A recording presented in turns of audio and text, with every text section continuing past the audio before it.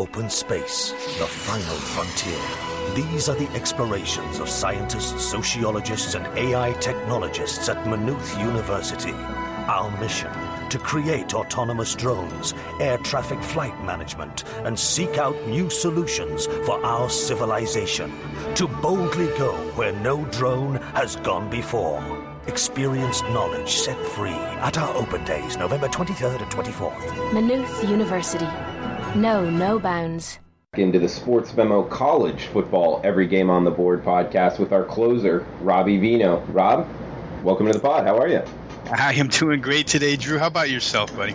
I'm doing good. We're getting the back half of the card here. I believe 200 down to 238. So hopefully, if you're riding out there, drive safe. If you're just listening in the comfort of your own home, enjoy the time with your family. Happy Thanksgiving to everybody out there.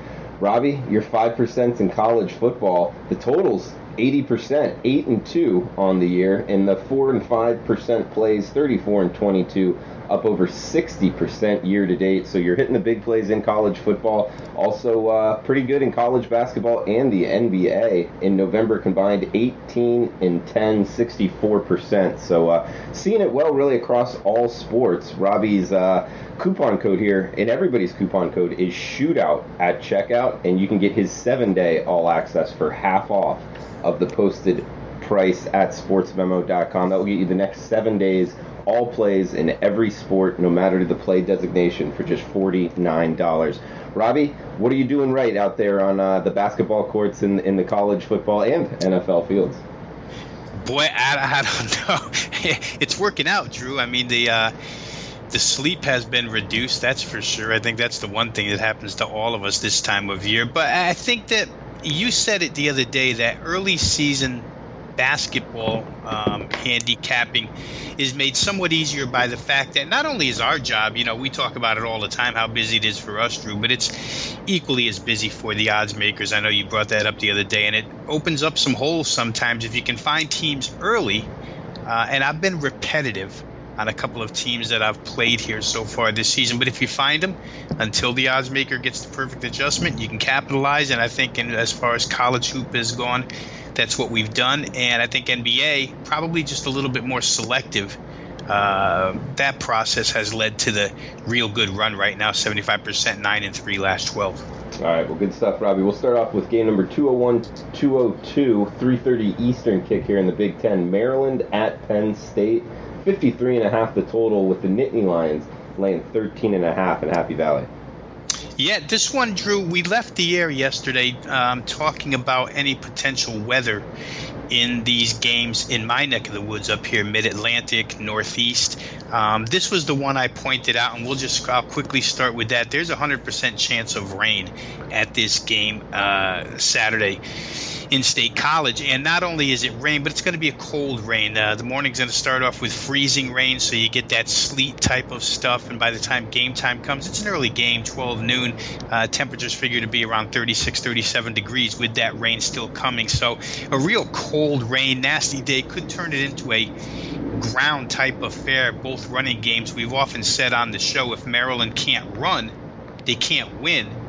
They were able to run last week on that Ohio State defense, and chances are they'll have some success here against Penn State as well, a team that gives up close to $180 on the ground per game. So I would think that Anthony McFarland, who became an overnight sensation last week with his 214 yards in the first 16 minutes of the game, there'll be some opportunities for Maryland to use that running game. Same for Penn State. I mean, we saw last week that Maryland's defense has not played well in most instances this year, and Trace McSorley and company should be able to make some plays. Field conditions really dictate a lot of this stuff, Drew. It's a grass surface, and therefore it can get ripped up pretty quick, I would think, in this type of weather. So for me, probably a little more thought has to go into whether or not I play this game at all. Right now I haven't. We got Texas Tech at Baylor in the Big 12 up next, Robbie. Texas Tech laying 6 on the highway, 65 the total. Yeah, now in this game, there's really one question and one question only, and that's who's going to play quarterback for Texas Tech. You got your top 3 QBs for Texas Tech all right now with a questionable tag next to them.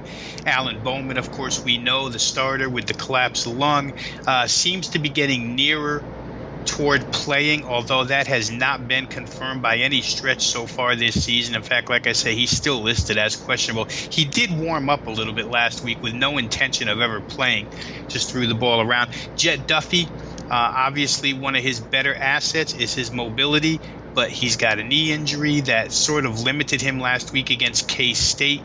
McLean Carter, the original number one to start the season, had to come in the fourth quarter. We may see McLean Carter. He's been in a couple of spots the last couple of weeks in fill-in mode coming off that high ankle sprain. Otherwise, if you get none of those, Drew, what you wind up with is a 14 walk-on sophomore Colt Garrett. Head coach Cliff Kingsbury said he's ready to go just in case, but we'll see if one of the other three doesn't get in this game. I would think that with everything at stake for Texas Tech, bowl eligibility. Of course, Baylor has bowl eligibility on the line as well.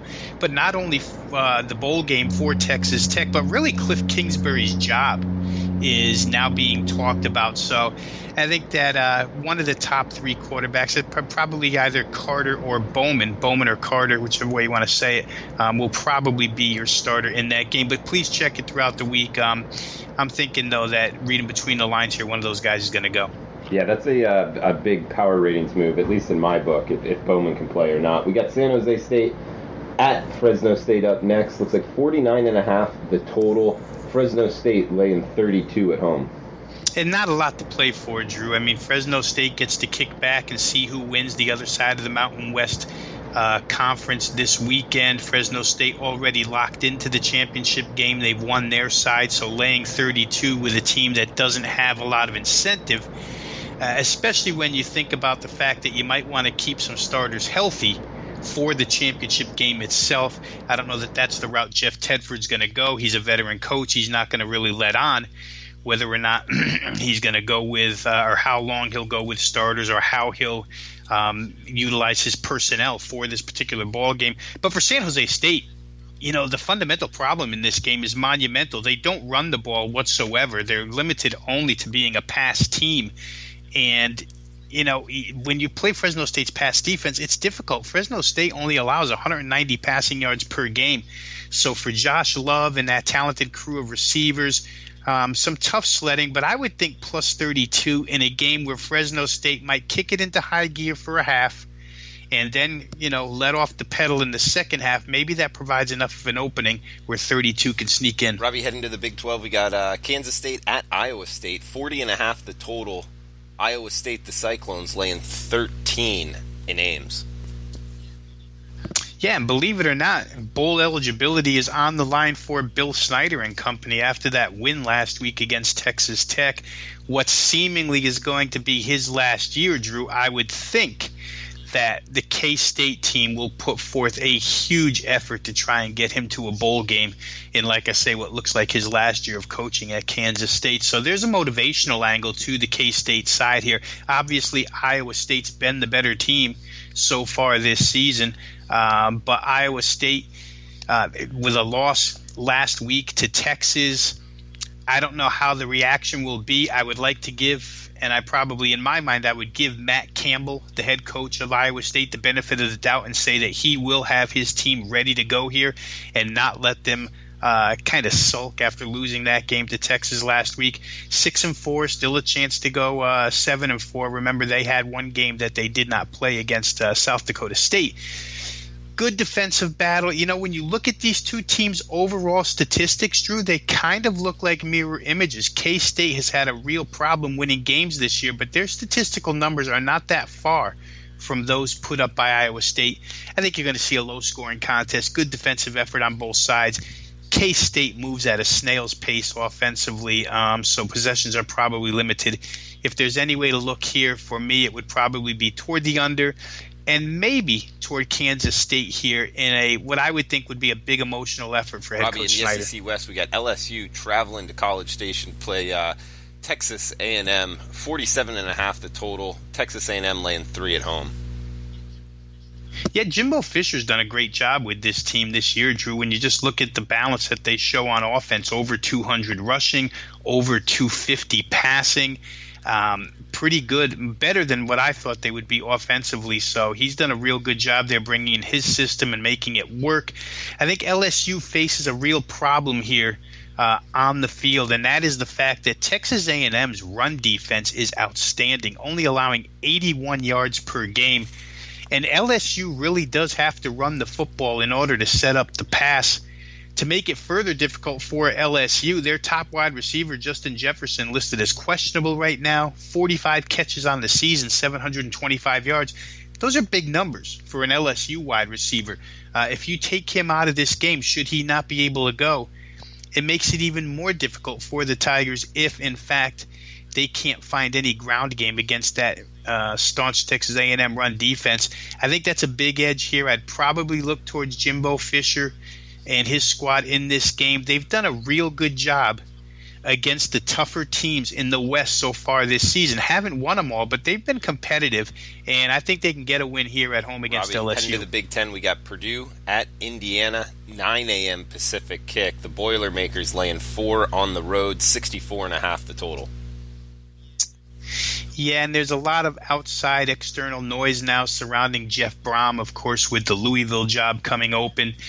He happens to be, I talk about him a lot on this podcast just because of his honesty during press conferences, one of my favorite coaches right now. I don't think that he will let the outside interference affect this game, what is an in-state rivalry, what is a very important game to both of these teams where that's concerned. So I think Brom can keep the outside stuff off the table right now and focus on coaching his team. Saw him Monday speaking again at his Monday press conference, and the concern obviously for Purdue, and it will be the same for Indiana, is going to be the defensive secondary against the passing game of each side here. Both teams have opportunities to make plays through the air, Drew. The weather's not going to be a factor here. That was the first thing you want to, one of the first things you want to check for in these games played in the Midwest and East. But don't see any problem with the weather or wind in this particular situation. For Purdue, a big explosion last week again with points. They do lose the game to Wisconsin. Kind of a disappointing loss for them. But, again, I feel like Jeff Brom can pick his team right back up. Rondale Moore and company have explosion in them. It'll be tough for Indiana to stop them, but vice versa on the other side. I think that's why we've seen the bump in total here, 62 pushed up to 64, 64.5 right now. Makes a lot of sense to me. I think both of these sides can go back and forth. One thing to note, if anybody out there, again, if you're playing first halves or half times, whatever, take note of Indiana and their 10-1 over mark in the first half this year. They played 11 games. 10 of their first halves have gone over the total. They're 8-3 against the spread in the first half as well. So real fast starting team, but 10-1 over the total. Maybe just a flyer on Indiana over in the first half. Robbie. We also got a noon Eastern kick here. Navy at Tulane, 53.5 the total. Robbie, this is a tricky handicap because it's two forms of the option, not the exact same option offense, but option principles nonetheless. And we're seeing mostly sevens. That's the Tulane Green Wave laying it at home in New Orleans. Yeah, and you just can't like the direction that the Navy defense has gone the last 5 weeks, Drew. Now, I'll sort of put some type of context around that by saying their last 5 opponents have been Houston, Notre Dame, Cincinnati, which is not known for offense, UCF, and then Tulsa. Those 5 opponents have averaged 495 total yards the last 5 weeks against the Navy defense and 40 points per game. Willie Fritz's team has shown on occasion the ability to really put up some numbers on the offensive side of the football. So I think that Navy's defense probably in some trouble here. Can they match what Tulane can produce?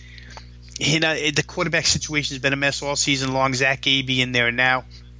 I would consider him more of how do I put it? A pedestrian. I don't want to call him pedestrian because he's been there so long, but he doesn't have the breakaway ability or the home run ability of Malcolm Perry at quarterback. So Navy moves a little bit slower.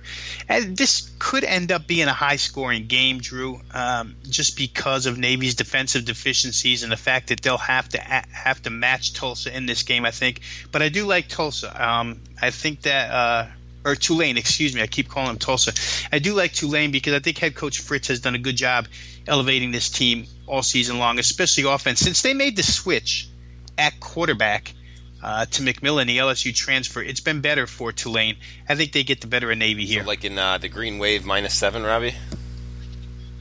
Like in the Green Wave a little bit, Drew. Like I say, those defensive holes in Navy right now and it doesn't matter. Like I say, 2 of those 5 opponents were Cincinnati and Tulsa, and neither one of them are offensive juggernauts, but Navy just not able to stop anybody right now. Got the battle for Louisiana in the Sun Belt. Louisiana Lafayette, Louisiana Monroe, 72 the total. Looks like Monroe laying 2.5 at home.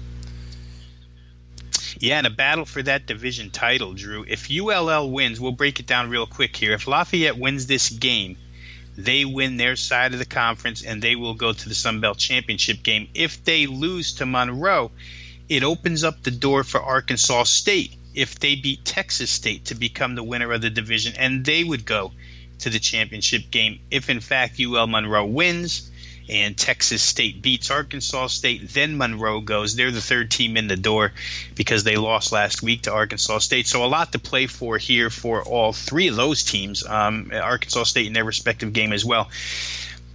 I don't know how else we break this one down, Drew, except from starting with offense here. The total obviously indicates that will UL Monroe be able to get enough stops in the run game against Lafayette to get the victory here. Obviously, Monroe, a better passing team, and I think that Caleb Evans and company might be able to put up points quicker if it gets into a shootout. But I don't know that they'll be able to stop Trey Regis in that ground game of Lafayette. So to me, it's a back-and-forth type battle. I just would have rather seen this total for betting purposes, maybe around the 65, 66 range for me to get there. I would like to have access to 67 for a win. Certainly never going to get that in this contest. The total's already above that. So I probably have to sit back and watch this one. But it'll be interesting to see who comes out on top here on this side of the Sun Belt Conference. An AAC clash, 3:30 Eastern. Southern Methodist SMU at Tulsa. Looks like SMU laying 2.5 on the road, 57 the total. And they've played good ball second half of the season. I think we started noticing them about 6 weeks ago, and SMU has certainly gotten better as time has gone on.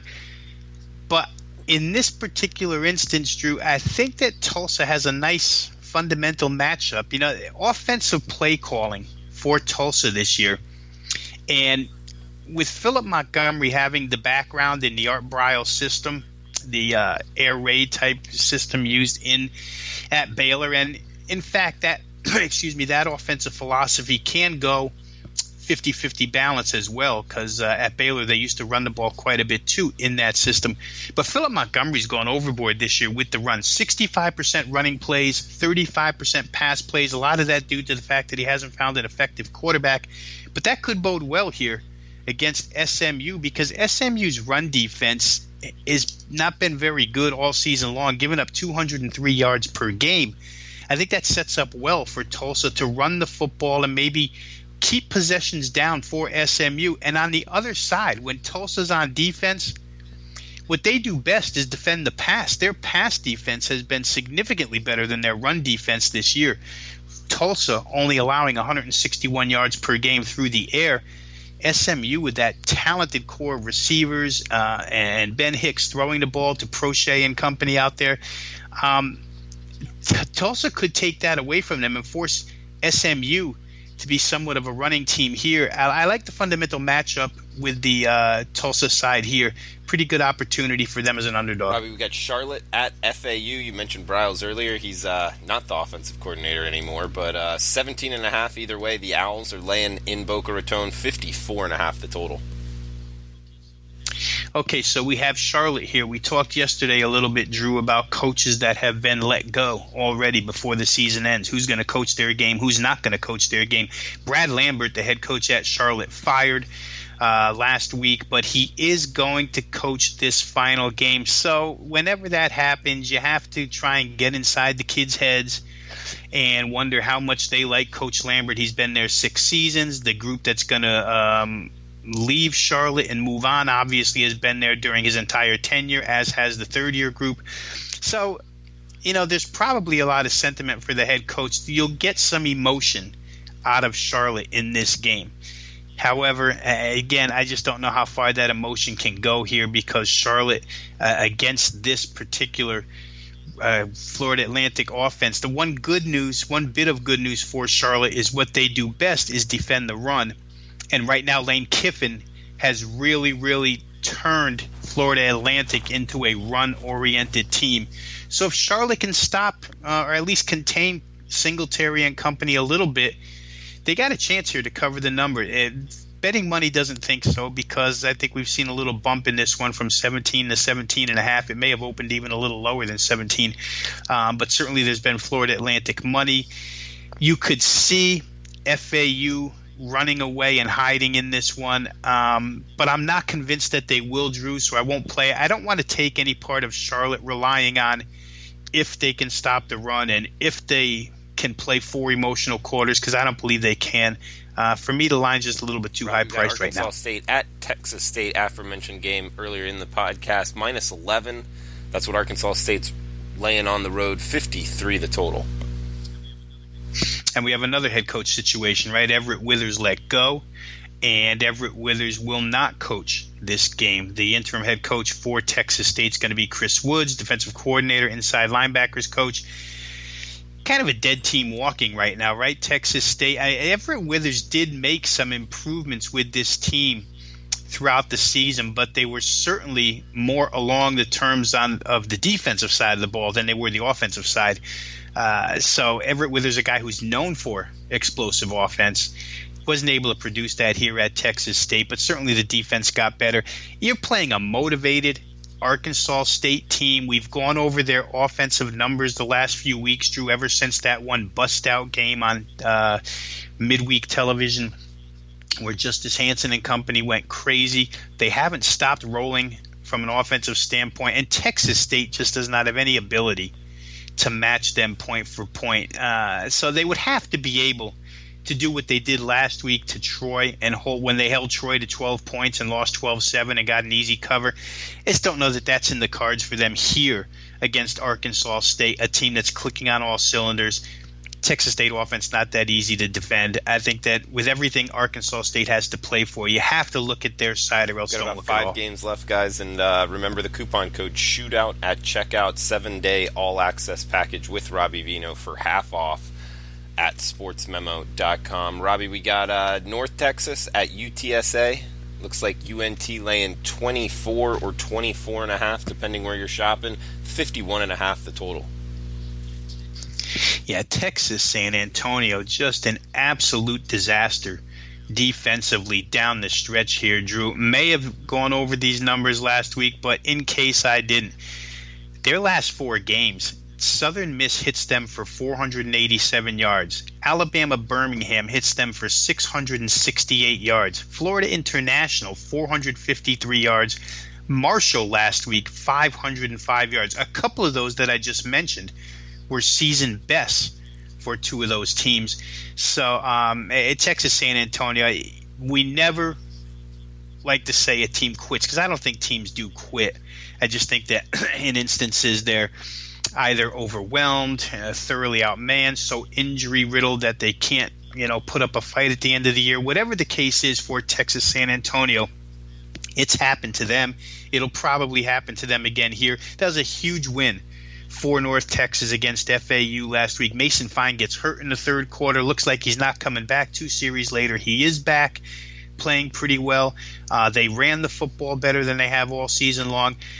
I don't think that North Texas will have a letdown situation here, nor do the bettors. This game has moved as much as any so far this week. A lot of North Texas money, and I think that's more a product of fading UTSA right now, Drew. You just can't get behind a team that's only averaging 13.5 points per game right now and is giving up, yardage and points in droves, the way I just mentioned Texas San Antonio is. So for me, the price has flown probably out of range, but North Texas isn't going to have any problem winning this game. On that North Texas game for the backup, I believe he was in for 2 drives. Both drives were touchdowns, so something to have in your back pocket there as well. We got 225, 226, Notre Dame at USC.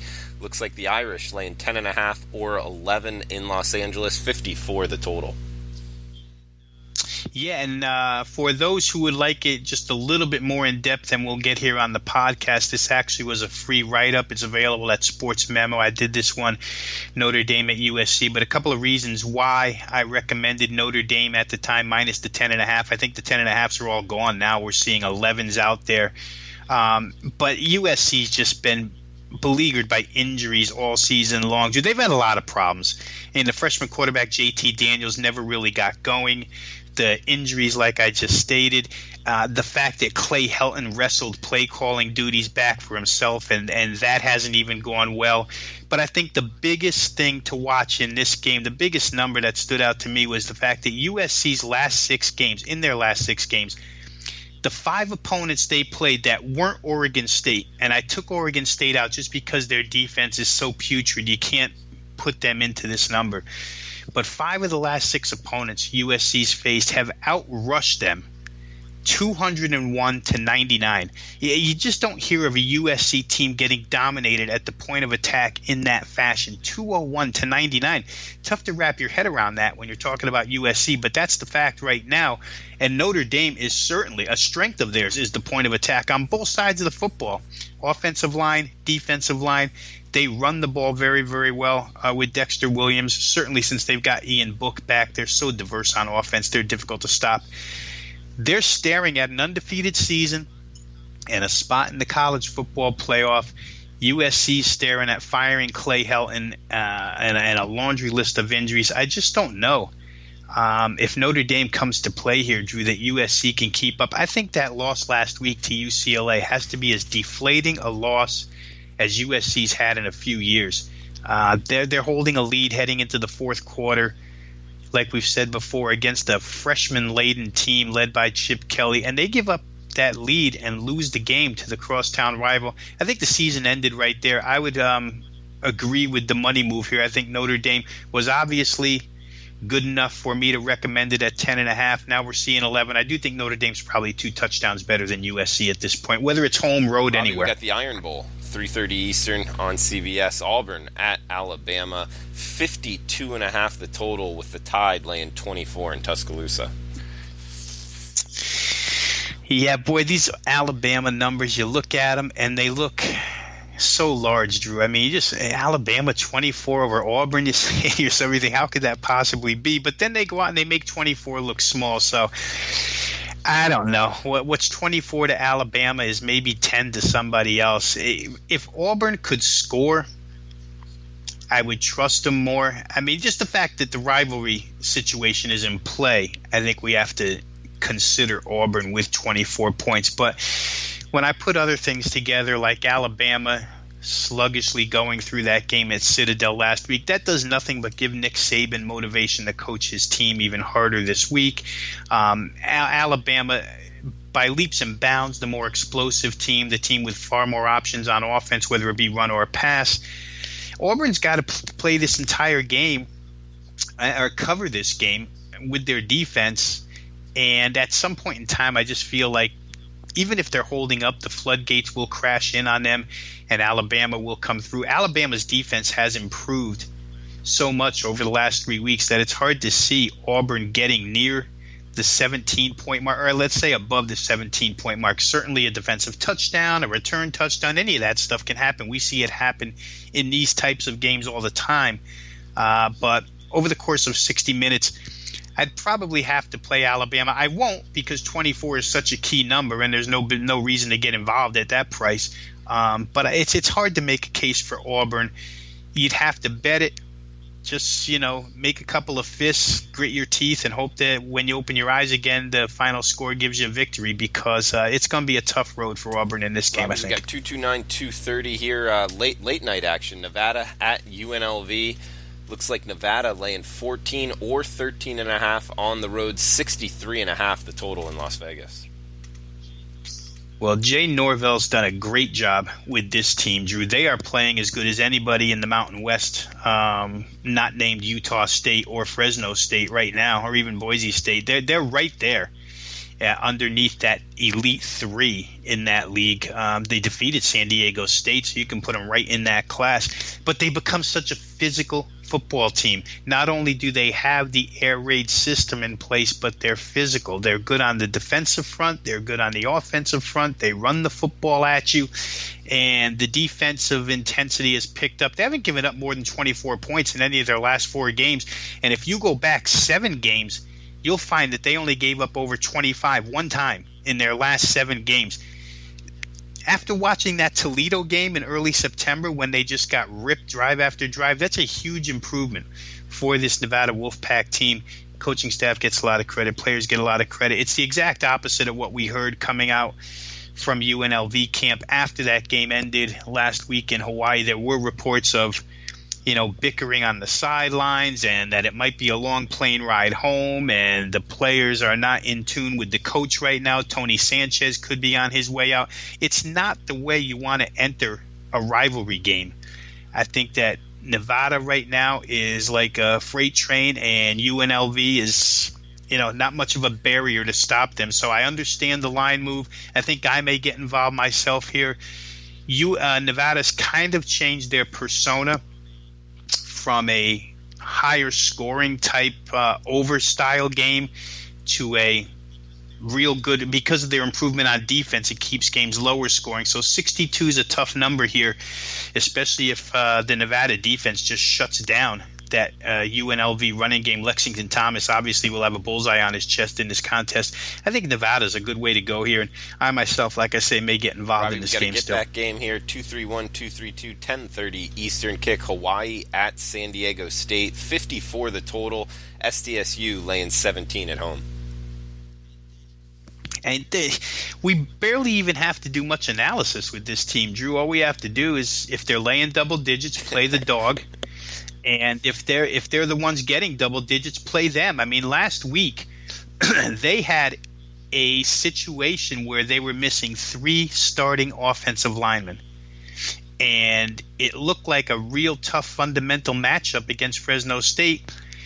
They opened up 16, which was probably too high, but they got bet all the way down to 10. So even the latest of the latecomers to the party still got the money, because San Diego State played tough, as they always do. Low-scoring game, lose 23-14, get the cover.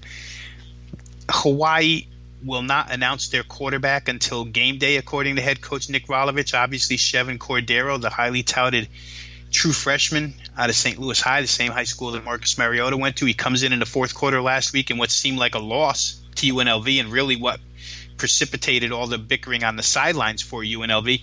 And Cordero goes 4 for 5 with 3 touchdowns in the fourth quarter, 22 consecutive points. Hawaii wins the game. We noted early in the season when his name was mentioned as a potential starter, and then he did start one game because of an injury to Cole McDonald, that he's well-versed in the run and shoot. That's the offense they ran at his high school. So to see him in this game, maybe Rolovich wants to take a look at him. It's a tough defense to go up against, boy, in your second start of your career, but he's certainly that gifted and that highly touted. We'll see who plays quarterback for Hawaii. No matter who does, I think, to play this game, I can be as simple as I was when I started this analysis. Just grab points if San Diego State's laying double digits, because it's way too hard for them to cover a number like 17 the way they play last offense. Game here, 233, 234, Arizona State at Arizona. Looks like the Sun Devils laying 1.5 in Tucson, 64.5 the total. Yeah, last week was a disaster for the Wildcats. They go up to Pullman. It's freezing cold, and Washington State comes out red hot throwing the football with Gardner Minshew. They attack the weakness of that Arizona defense, and it was a lost cause from the get-go. Used that as the 5% play last week, that total. I don't know, Drew, over all the years I've been doing this, if I had a total that high that won in the first half, but that one did because of Washington State's offense. Here you're going to get a much more competitive effort out of Khalil Tate and company for sure. They will. They're playing for bowl eligibility here. First-year head coach Kevin Sumlin has had them on somewhat of an upswing the past month. They've shown improvement in their offensive game. Arizona State's obviously got holes that can be attacked. And the same goes on the other side. The weakness of this Arizona team right now is the defense, which is getting shredded and can be thrown on. You know, they're going to miss 2 starting safeties at the start of this game. And N'Keal Harry and Manny Wilkins at quarterback and Harry at receiver are likely to take advantage of the secondary in the first half. So I'd look for ASU, Herm Edwards to attack the weakness early on, maybe get themselves a lead before one kid comes back in the second half because he's out for a targeting suspension. So you could see a lot of points here in this game. I think this is one that sort of shapes up as a high-scoring, one of those Pac-12 late-at-night type contests. 64.5 seems like a reasonable number for both of these squads. All right, Robbie, good stuff. Good breakdowns down the board. Guys, remember the coupon code SHOOTOUT at checkout for half off Robbie's 7-day all-access package on sportsmemo.com. You can get that for any handicapper, actually. Robbie, anything else you want to throw out there to the listenership before we shut this down for the holidays? Certainly, we want to wish everybody a happy Thanksgiving. If you are traveling, travel safe. Like you say, Drew, we won't be back until next week. So, but do check the Sportsmemo website for plays. I know myself, Drew, that I'm continually putting them up one at a time, piecemeal, as I see them. We're sort of time constrained this week, but you always have to make sure that the work is thorough before you put up plays. So be sure to come back often to the site over the course of these next, I would say starting right now until Friday night, Saturday night, when all the NFL should be in. But you want to keep looking because I know myself, I'm going to be updating continually. I'm finally settled where I'm going to be for the holidays. So give it a look. Some plays are up already. More to come. Lots of college basketball tomorrow as well. Happy Thanksgiving to everybody. Thanks to all our listeners. Happy Thanksgiving to you. Enjoy the time with your family, and best of luck with your bets. Same to you, Drew. I'll get back with you next week. Open space, the final frontier. These are the explorations of scientists, sociologists, and AI technologists at Maynooth University. Our mission: to create autonomous drones, air traffic flight management, and seek out new solutions for our civilization. To boldly go where no drone has gone before. Experience knowledge set free at our open days, November 23rd and 24th. Maynooth University. No bounds.